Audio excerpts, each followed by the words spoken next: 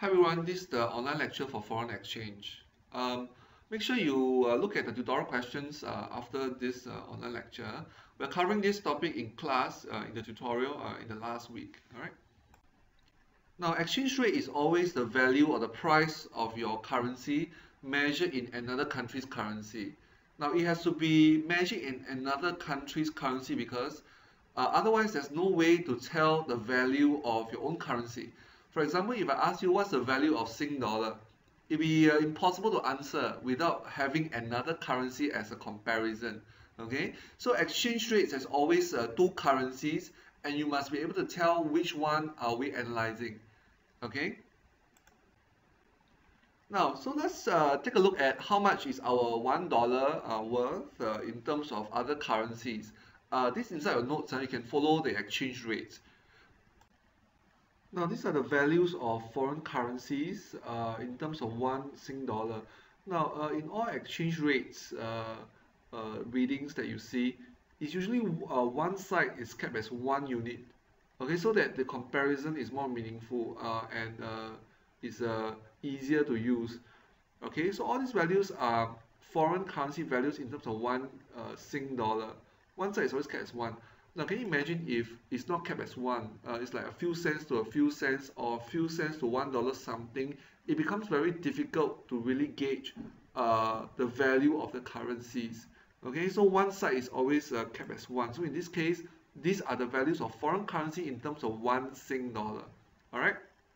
Now, I mentioned in lecture to look at the values of foreign currencies. Some are larger, okay, than others, and usually those larger ones are because they don't use cents. All right, there's no 1 cent in their currency usage. Why is there a decimal point then? It's because of trading purposes. There's decimal points. Okay, in the actual using of the currency, the smallest denomination is 1 yen and 1 baht. As mentioned, exchange rates are always quoted with one side being kept as 1. So we can quote the Singapore US exchange rate as 1 Sing dollar to 0.71 US dollar or 1 US dollar to 1.408 Sing dollar. Okay, both of these rates are one and the same, just that they are expressed differently with different sides being kept as 1. So when you look at the rates, must always observe which side is being kept as 1. Alright, these are the rates we saw earlier. 1 Sing dollar versus US, Thai baht, and the Japanese yen. Okay, so when we need to pay an amount, let's say 10,000 Sing in US dollars, so we just look at the rate 1 Sing to 0.71 US dollars. So 10,000 Sing will be equivalent to US 7,100. Alright. Now, supposedly you got to pay an amount. There's this question in the box in your notes. Okay, supposedly you got to pay 10,000 yen. Okay, and the rate given is 1 Sing to 79.2. All right. So how much is Sing equivalent? Very simple. Just take 10,000 divided by 79.2. You get 126.26 Sing. All right. Let's try another currency pair. You have 1 Sing to 24.62 baht. If you need to pay 4,000 baht, you take 4,000 divided by 24.62. This amount will be equivalent to 162.47 Sing. Okay. Now, why do we need exchange rates and why do we need to study this topic? Now, the current practice is most countries use their own currencies.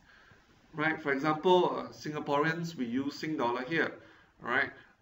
In US, they use US dollars. Okay. Now, when we need to trade, all right, the custom practice is we have to pay whoever that sells things to us in their currency.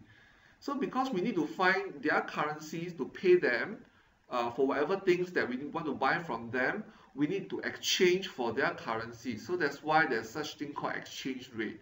Okay. So when countries trade, we always pay back the seller in their home currency. This is the practice in the international trade. All right. Most of the time, it is this way. Some countries or some certain sellers prefer to be paid in US dollars, but those are the very small minority. So whenever you buy things from other countries, you need to pay them back in their own currencies. Obviously, when we go buy things in Cheers or supermarket, most of the things there are imported. Yeah, why we don't need to pay in foreign currency is because Cheers or NTUC has paid for us. All right, in when they import the goods in. Okay, but this is the general trade rule. You buy things from other people, you pay them back in their own currencies. Now, just now you saw that Sing dollar is worth something in foreign currency value. Now, how are these values being decided? Now, in the world today, we have three types of exchange rate systems that can determine the value of one currency in terms of another. That means can determine exchange rates. Let's take a look at them and how they work. Now, one example of an exchange rate system is a fixed exchange rate system in which the rate does not change at all. So two governments or central banks come together and then decide and fix the rate at a certain value. So Singapore and Brunei has an agreement in this way. So one Bruneian ringgit is worth one Sing dollar, and it has been for the last few decades. Alright, so it's fixed and it doesn't change. Now let's take a look at the US and the Hong Kong dollar. Now few economists will call these two pair a fixed exchange rate. But the rate seldom change from 7.7 Hong Kong, right? The first two digits doesn't change, but the last two digits does. Okay, 7.7 something something, it can change in the last two digits. That means the change is very, very small. So one US dollar is usually worth 7.7 something something. All right. Now, as I mentioned, few economists will call this a fixed exchange rate. Some economists call it fancy terms like a peg, PEG, like a clothing peg, is pegged onto the US dollar. This is not; these two currencies are not fixed, but it's kept at a very, very tight range. So it's almost fixed. Okay. So what do you call this kind of arrangement? All right, by some other fancy names. Now, on the other hand, you have a flexible exchange rate or floating exchange rate, whereby the rate is totally determined by market forces and there's hardly any government intervention. Okay, one such example would be the US dollar. The circulation of US dollar is so huge that the government don't usually bother to intervene, okay, because that would require a large amount of money to do so. All right, so most countries adopt the third and the last form of exchange rate system, which is the managed or the dirty float. All right. Now, it largely depends on market forces, but the government will intervene if the currency appreciates or depreciates beyond a pre-decided band. That means the currency is only able to move between a certain value that is preset by the government or the central bank.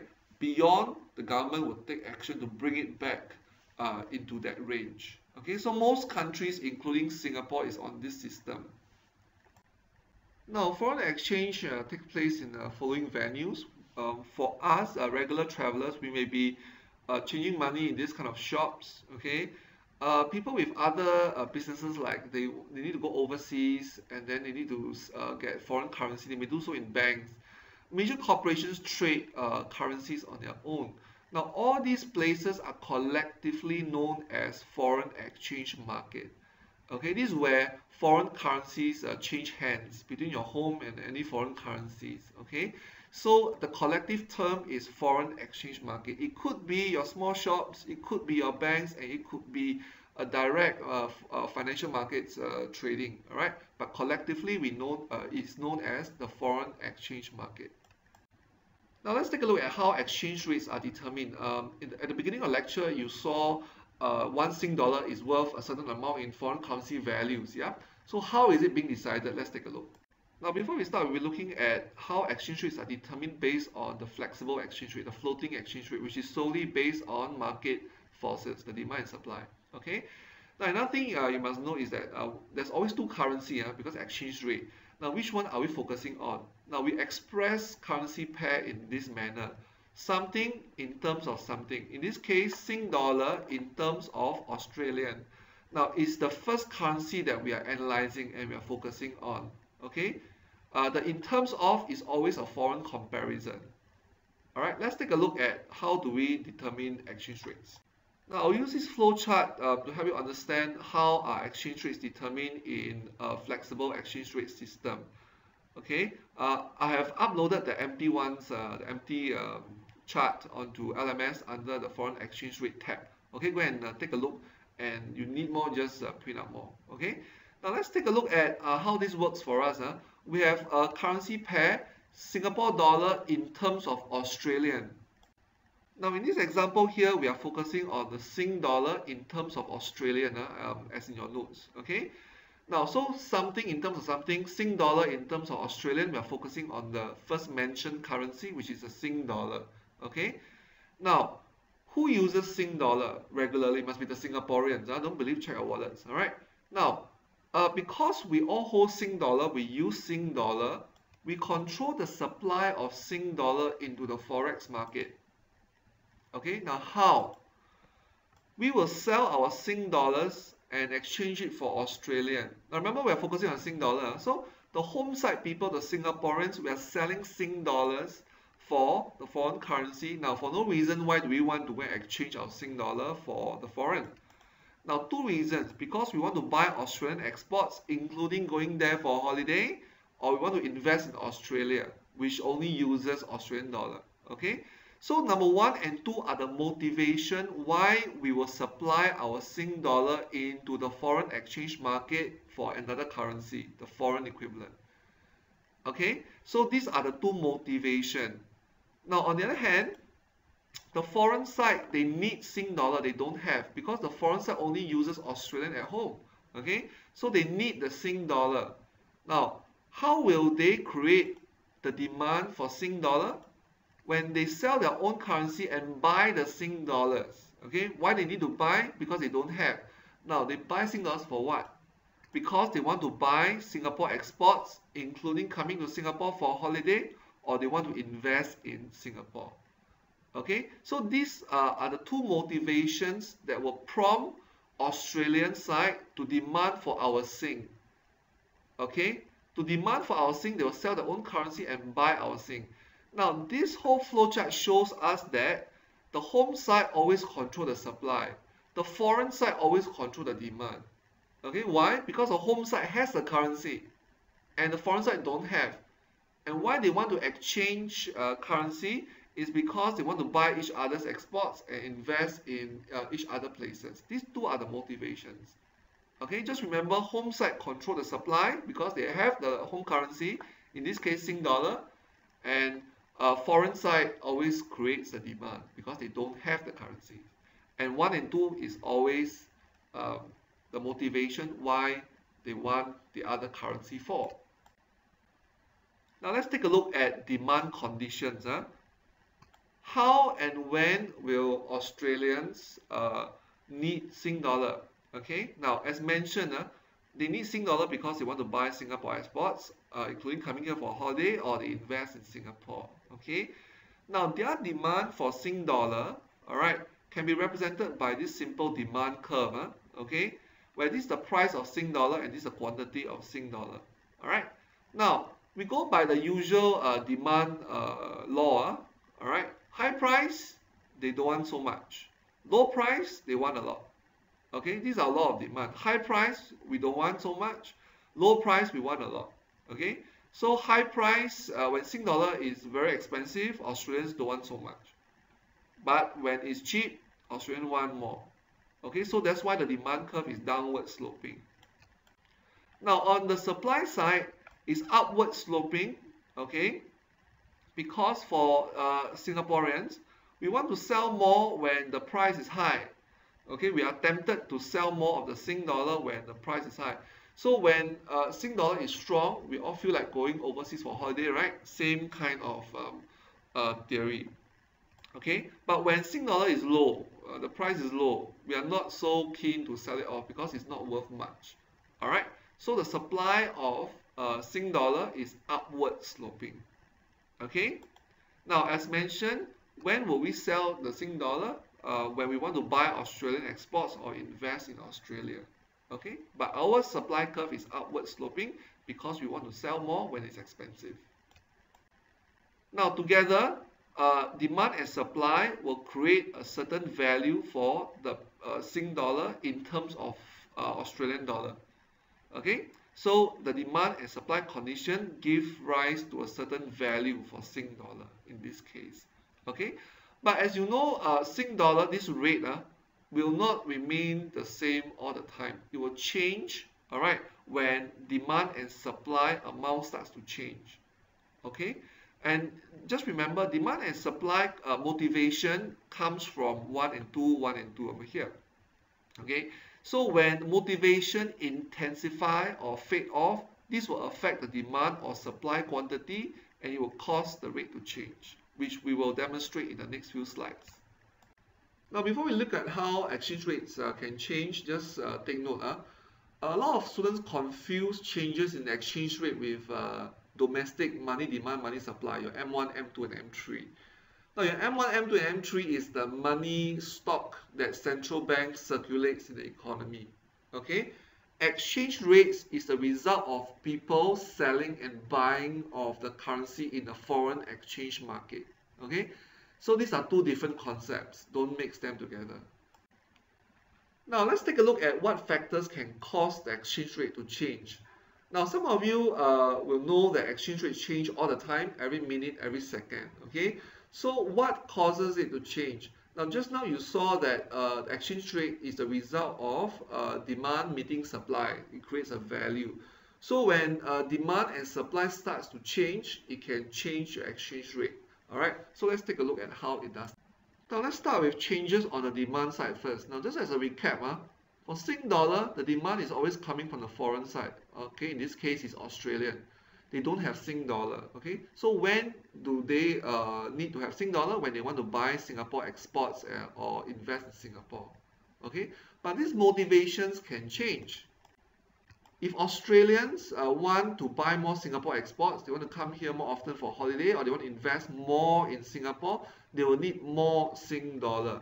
Now, what can prompt them to have this inclination to want more Sing dollar?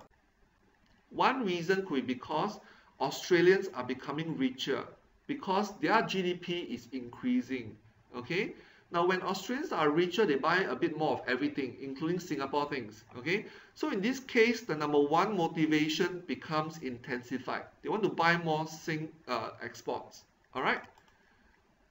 Now, as a result, in the foreign exchange market, because Australians are richer, their GDP is going up. They want to buy more Singapore exports. Number one is intensifying. So demand will increase for Sing dollar. It's coming from the Australian side. Okay. So demand curve shift to the right, and you can see this is a new equilibrium point. The value of Sing dollar has gone up. The price of Sing dollar has gone up. Okay, from E to E1. Okay, when more Australians or Australia want to buy more of Sing dollar, all right, Sing dollar will become more expensive. Okay, and that's because Australian side is becoming richer. They want to buy more of Singapore exports. Now, Australians may also want to invest more in Singapore when Singapore banks offer them a higher interest rates for their deposits or for their investments. Okay, so when Singapore banks pay them a higher interest rate for their deposit or for their investment, Australians will be tempted to invest more in Singapore. Now, to invest more in Singapore, they need more Sing dollar. So demand for Sing dollar will go up. Okay, so when demand for Sing dollar go up, the demand curve for Sing dollar will shift to the right, and like the earlier example, all right, your equivalent point will now be here, and you can see that the price of Sing dollar has increased. Okay, so from E to E1, the price of Sing dollar has gone up, and that's because motivation number 2 on the demand side is intensifying. Demand go up, and the value of Sing dollar goes up. Now, let's take a look at what possible changes can come from the supply side, the home side, that can cause supply curve or the supply conditions to change. You'll find that it's very similar to how changes occur on the demand side. Okay, so we have this exchange rate here, and let's take a look at how supply can change. Now, Singaporeans may be becoming richer. Okay, so our GDP may be going up. So when we are richer, we buy more of everything, so including Australian exports. So for us, when motivation number 1 starts to be intensify, All right, we want to buy more Australian exports. Now, we need to pay Australia back for their exports. So to pay them, we got to sell more Sing dollar to buy Australian to pay them back. Okay, so remember to focus your analysis on Sing dollar. So Singapore side, we have to sell more Sing, all right, to pay Australian back for their exports. So when motivation number one intensify, you will see that supply curve shift to the right because we need to sell more Sing dollar, supply increase. Okay, so we supply more Sing dollar into the foreign exchange market, okay, to find Australian dollar to pay them back. But remember, our analysis is on Sing dollar. So we sell more Sing dollar to pay for our Australian exports, okay, that we want to buy. So when supply of Sing dollar shift to the right, you can see that the price of Sing dollar has dropped from E to E1. Okay, and that's because we are richer. We want to buy more of Australian exports. So as a result, we supply more of our Sing to pay the Australians for their exports. Okay. Now, Singaporeans may want to invest more in Australia when their banks pay us a higher interest rates for our deposits or for our investments. Okay. So for us, Singaporeans, motivation number two will intensify. And to invest more in Australia, we must first sell our Sing dollar to find Australia to invest over there. Okay, so supply will increase, and again, it's because we want to move our money over to Australian side. Therefore, supply curve will shift to the right. All right, because Singaporeans are supplying more Sing dollar into the Forex exchange market to find Australia to invest in Australia. Okay, so the selling of Sing dollar, the increased selling of Sing dollar, will cause the price of Sing dollar to drop. Okay, and that's because the home side in motivation number two is intensifying because Australian banks are now offering us a higher interest rate. Now, you must be able to tell the changes in exchange rates and which currencies are going up, the value is going up or coming down. Okay, value going up, we call it appreciating. Value coming down, we call it depreciating. Okay. Now let's take a look at this example where 1 Sing dollar versus Thai baht. January 2017, 24.96. April, it has become 24.62. Now the common mistakes that students make is to read it off like a price level. Higher, lower, just read it off. It doesn't work that way. Okay. Now exchange rate. The more you can exchange for another currency with the same amount of yours, your currency value has gone up. If you need more of your own currency to exchange for other people's currency, that means your value has dropped. Okay. Now in this case, can we exchange for more or less Thai baht in April? Take a look. January we exchanged for 24.96. April only 24.62. So the Sing dollar cannot exchange as much Thai baht in April 2017, which means that the Sing dollar has depreciated.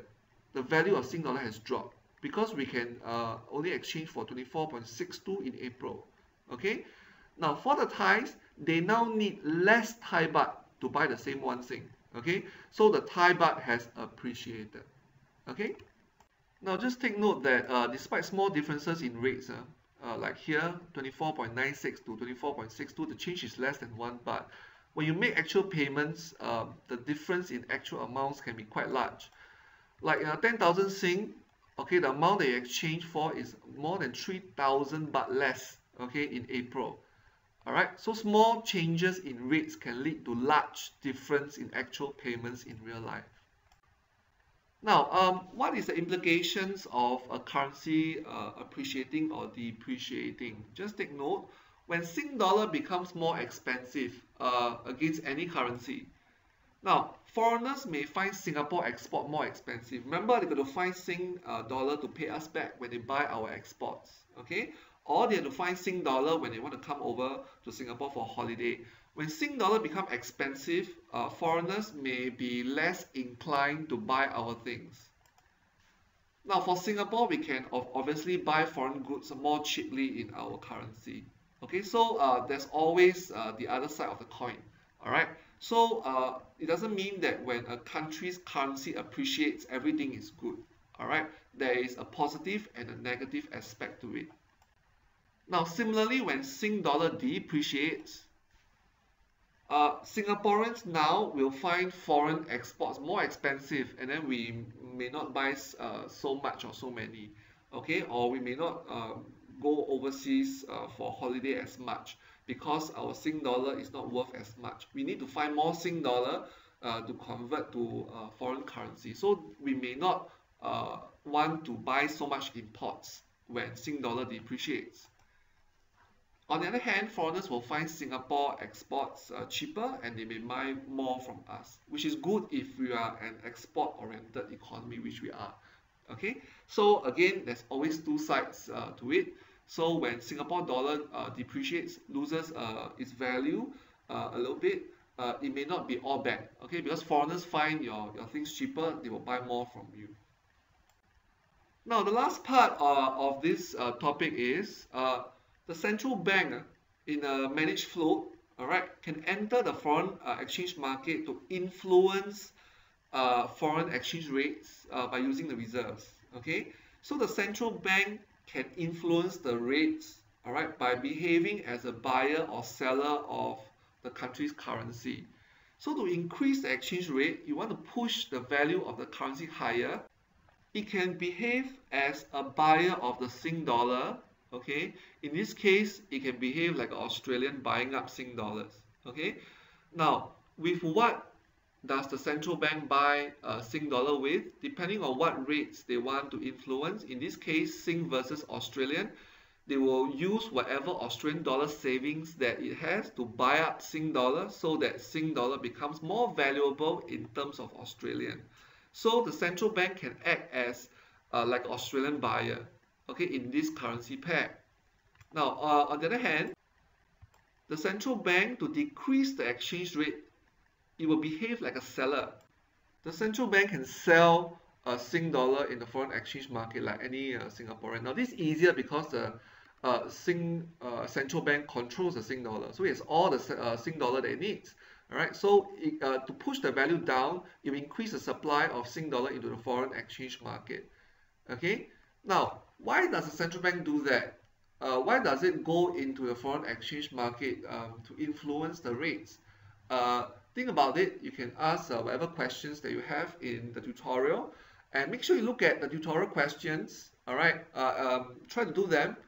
Any doubts, clear with your tutors in your last tutorial in a couple of weeks. Okay, see you guys.